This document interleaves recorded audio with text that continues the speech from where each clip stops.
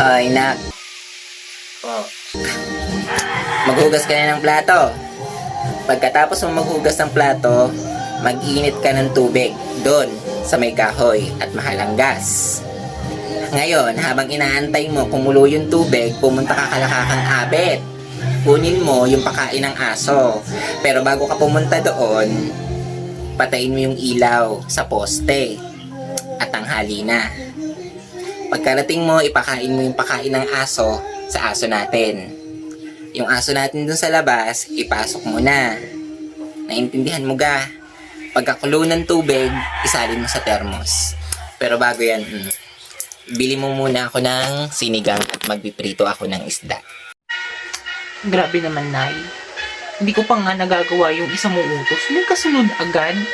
Buti pa ang Diyos, ang kulang ang utos, kaya hindi pa gumagabi nakakabente na.